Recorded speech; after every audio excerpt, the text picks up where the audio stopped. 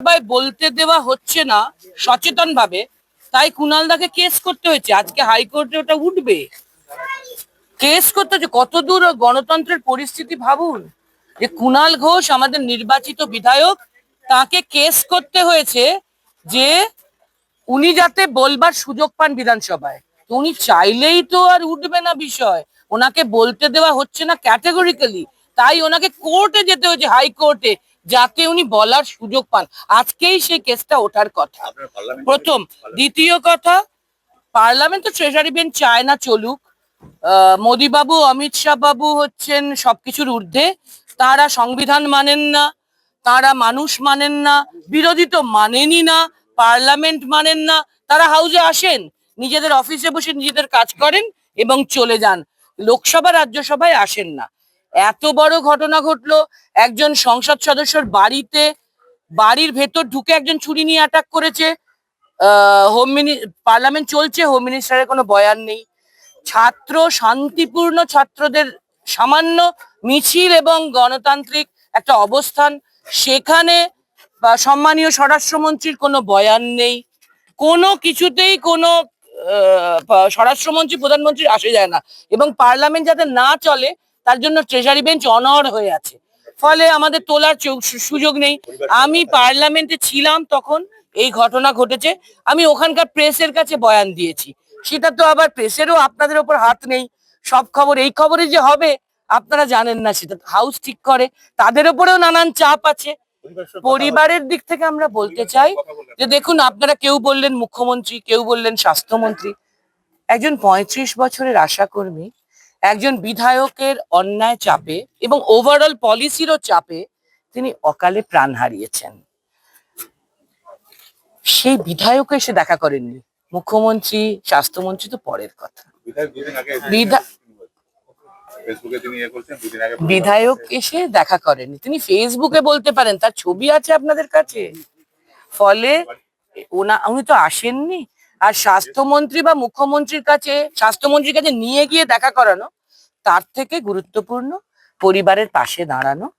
মমতা বন্দ্যোপাধ্যায় নিজে house arrest না হলে তিনি নিজে আসতেন, তিনি চিরকাল কাজ করেছেন, আক্রান্ত মানুষের পাশে দাঁড়িয়েছেন। এখন আমাকে এবং কুণালদাকে বলেছেন, কিছু বিশিষ্ট বন্ধুরাও সিভিল সোসাইটির এসেছেন আমাদের সাথে, আমরা ওদের পাশে দাঁড়িয়েছি। ওর হাজব্যান্ড সুভাষ মণ্ডলের সাথে কথা হয়েছে, পরিবারের সবার সাথে কথা হয়েছে।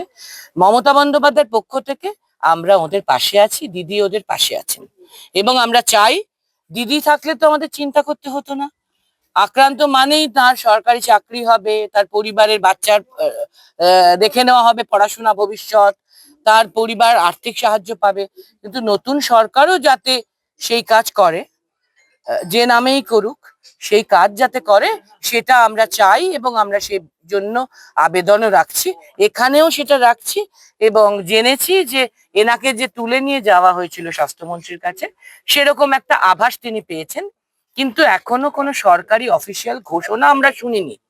সেই জন্যে আমরা সেটাও একটু করতে চাইছি। কিন্তু আবারও বলছি, কুণালদা বলেছেন, আমরা স্পষ্ট চাই, প্রথমত মৃত্যু নিয়ে কোনো রাজনীতি আমরা করতে আসিনি, মমতা বন্দ্যোপাধ্যায়ের পক্ষ থেকে আক্রান্ত পরিবারের পাশে দাঁড়াতে এসেছি। দ্বিতীয়ত, খুব গুরুত্বপূর্ণ, যে আশাকর্মীদের কাজ মা এবং বাচ্চাদের নিয়ে, তারা কেওয়াইসি এর মতো একটি এক্সপার্টিজি কাজ, দক্ষতা সম্পন্ন কাজ জানেন না।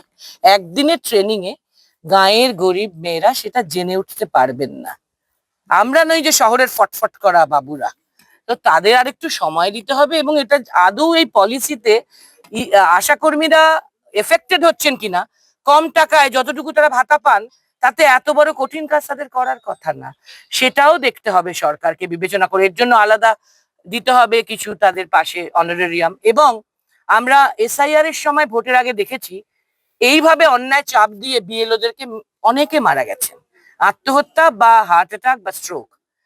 আশাকর্মীদের মধ্যে এই যেন পুনরাবৃত্তি না হয়, আমরা সমস্ত আশাকর্মীদের জন্য এই আবেদনও সরকারের কাছে রাখতে চাই যে এটা ঠিক হবে না।